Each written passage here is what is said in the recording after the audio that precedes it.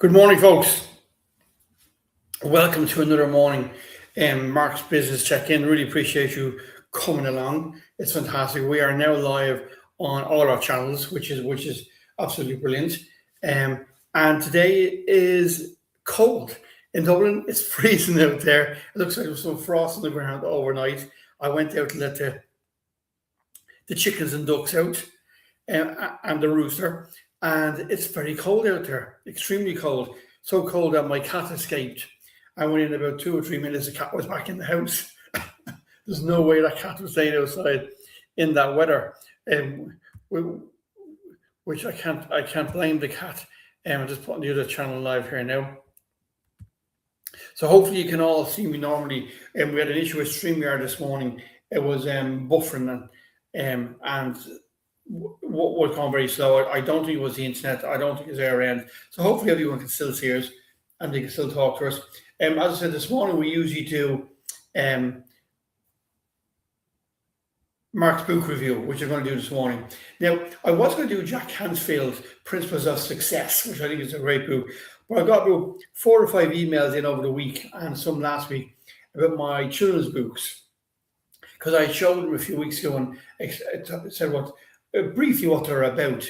And so I just decided, because I got a few emails in, that I'll actually do them, just review my own children's books today, because a lot of people don't realize that I do write children's books. And I write them because I'm dyslexic, and they're written for children who are dyslexic. So there's 3 books in the series at the moment: book 1, book 2, and book 3.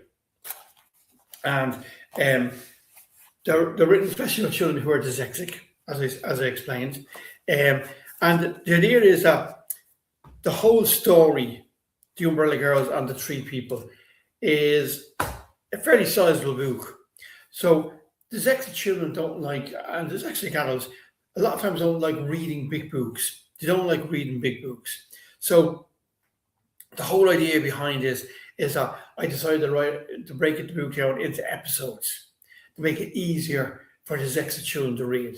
So there's only about 100 pages in each book, right? It's only 100 pages in each book. So they're not big, right? So they're easy. So when you give it to a child, they don't get disorientated or they don't get unfocused and start worrying that they have to read this big, thick book. And that's what happens when you're dyslexic. Then when someone gives you something that is big and thick to read, the first thing you do is you sometimes panic and your anxiety goes through the roof, because you're worried, will you be able to read this book? Will you be able to read the whole thing? It's the same when you're giving a report at work. If you've ever given a report to someone at work who's dyslexic, they will immediately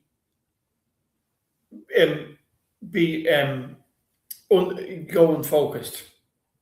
And they'll go unfocused or get disorientated, as they call it. They get disorientated because they see this huge challenge ahead of them of having to read this big, thick book or this big, thick report. And if you ask them to give us them at a meeting, just while a meeting is starting, and saying, have a browse over that and we'll talk about it during the meeting, then they will get completely disorientated, completely unfocused, and they will have issues with anxiety and all, because they're worried now they're not going to be able to read that report during the business meeting. They're worried that they're going to be asked questions on it and they haven't read it. So that's why when I decided to release my children's books, I decided to do it in as small 100-page episodes. And you'll notice all the covers are the same at the moment. And the reason all the covers are the same is that an awful lot of children, when they're in school, get bullied by other children, because a lot of textbooks in schools have on the front cover the exact number book is. So texts and tables, book 1, book 2, book 3. And if a child is sitting across the classroom and looking at another child, they will see what book that child is on. So they could be on book 4, book 5. And if your child is only on book 1 and someone else is on book 4, kids being kids will say, oh, you're a very slow reader. You're only on book 1. Why are you only on book 1? I'm on book 4. So during the process of writing the books, I said to myself, how can I stop that happening? I don't want children who are on episode 1 and other children who are on episode 4 pointing out to children that they're only on episode 1, and then maybe put children off reading the rest of my books. So the way I got around it was, I thought I'll have the same cover and only in small writing here. See the small writing? You see the small writing there, can you? Only in the small writing do I say what episode it is. So if somebody is sitting over there, they can't tell what episode you're on. Unlike the school books, they cannot tell what episode you're on. You don't know that I'm reading episode 3. Unless you have Superman here, Superman eyes or Superwoman eyes. So when you bring up to the camera, close to the camera, you see that's episode 3. That's episode 3. So I've kept the episode numbers small on purpose. Okay, I kept them small on purpose. So the other thing is, in business, an awful lot of reports are written in a certain type of font, and a lot of them, the bigger the report, the more. If you've ever noticed business reports, the more you want to try and get more words onto one page, which is again is very disorientating for anyone who's dyslexic. But the way this is designed is there's only so many words per page, and I left a small gap, and it's in text that dyslexic children can read, and I won't disorientate them. Plus, the second thing is the paper is not shiny. Shiny paper is the worst thing for anyone who's dyslexic. I know this because I am dyslexic. If someone tells you different, ask somebody dyslexic. If they say they're not, they haven't got a clue what they're talking about. It's as simple as that. Okay? Same way if I decide I'm going to paint this whole house, I'm going to do it this way and that way and all this sort of stuff. I'm not a painter. I don't know all the ins and outs on painting. I don't know where to buy the best paint, where to buy the best price paint. I don't know that because it's not my expertise. I'm dyslexic, so I know I can talk about these books. So the other thing I wanted to do was, when I was writing these books, I wanted to make sure, that all children will be able to read them. So I said, how can I make sure that children can read all these books? And the solution I came up with was having children proofreaders. So all the proofreaders are children. I think I have a list of names of them here in this one. And they all get listed. There you go. There's a list of all my proofreaders that proofread book one for me. And then book 2 will have a different list of proofreaders. So their name goes in the book if they're proofreaders, right? So all the children who are all my proofreaders are children, and these children are from Ireland, Northern Ireland, Germany, the UK, and I have someone from the States as well. So they've all done this, right? So this, as I said again, the reason I wrote these was that I knew when I was young how hard it was to read, how hard it was to find a book that I liked. When I found my first author that I could read the book from cover to cover and I wanted to read it, it was fantastic. Absolutely fantastic. And that was Jeffrey Archer. Not a penny less, not a penny more. When I read that book for the first time, it was so easy to read compared to other books that my dad was reading, Wheels and other books that were big, thick books. That even when he said to me, "There, you should have a read, that's very good," because it was so thick, I immediately just had an anxiety attack within myself that I believed there was no way I was going to be able to read this book. Right? It wasn't going to happen. But when I found Jeffrey Archer, which was a slimmer book, very well written, the way the font and all was laid out and the spaces, it was a very easy to read book. And that's what got me into reading. And that's what gets a lot of children into reading. If they find something they really like, if they find something that they enjoy reading, then they will do it. They will jump on it. And that is the key to opening other doors to more books and more things they will enjoy. Finding the right book that gets them going. And for all types of children, it's all different. Neurodiverse and neurotypical children, they all like different types of books.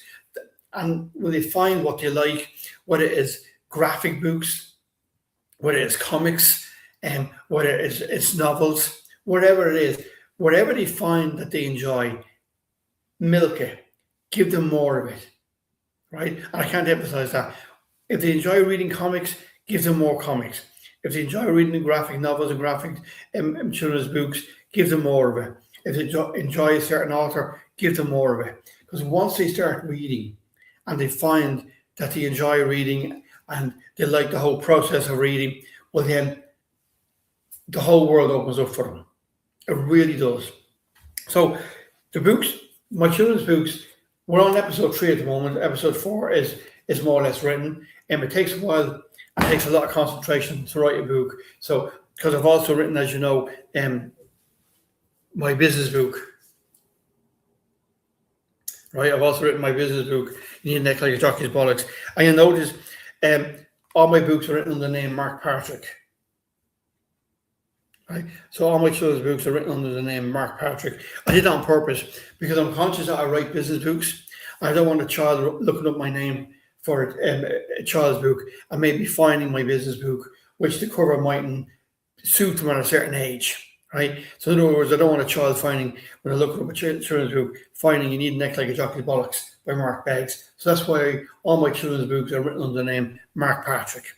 And that's the reason I do that, okay? I keep the business books and the children's books completely separate.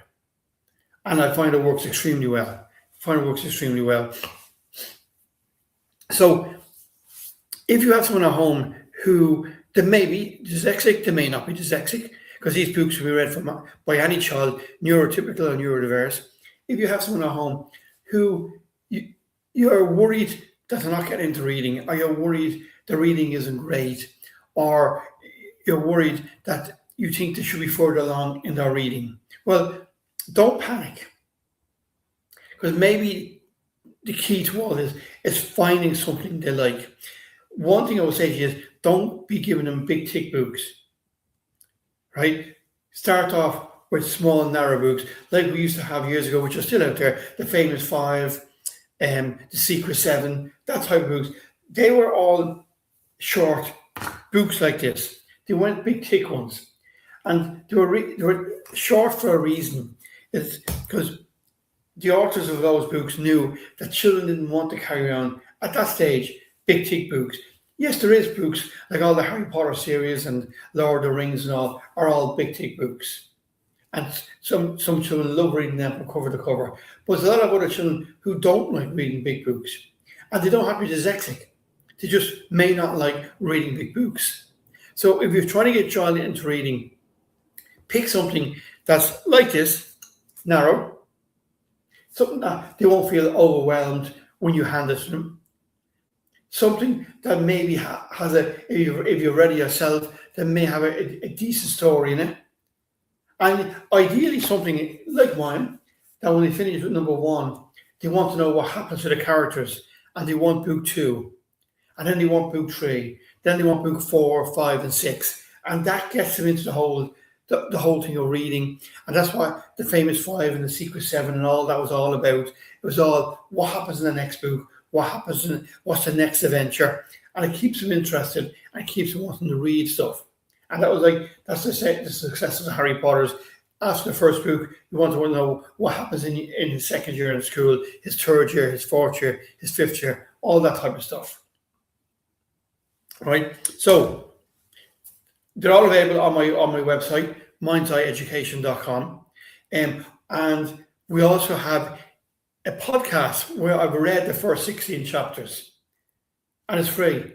And if you just go on to Spotify or wherever you get your podcast, and just type in The Umbrella Girls, and it's free. You can listen to the whole audio and for the first 16 chapters free of charge if you want to do that, right? So just type into wherever you get your podcast, The Umbrella Girls, and you'll find it there. So that's me for the week. It's Friday. It's been a short week. We didn't have a show on Monday, and Tuesday was St. Patrick's Day. So we only had 3 days this week.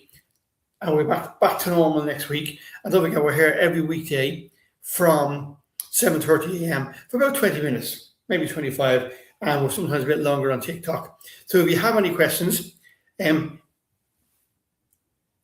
you put them into the comments. Now, I don't think the comments are working very well because I know StreamYard has been glitching this morning.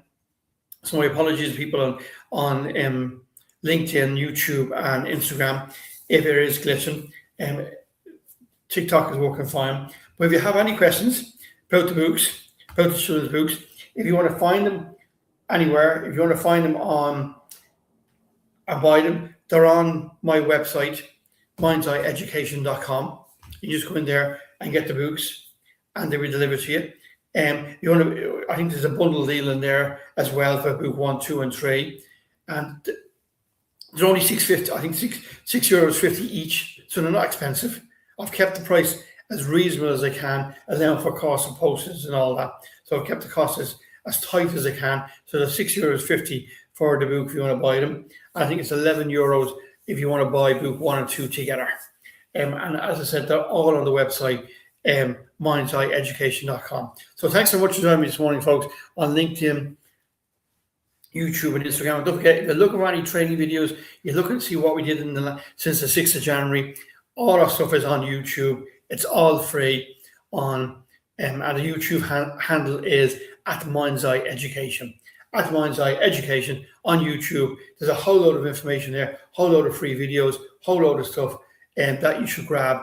And it may help you in sales, marketing, cash flow management, goal setting, all that type of stuff. So if you want to jump on there, have a look. It'd be fantastic. Have a great day to all my friends on Instagram, Facebook, and YouTube. Have a great weekend. Hope everything goes well. It's getting bright out there. It's still cold, but it's getting bright. So look after yourselves.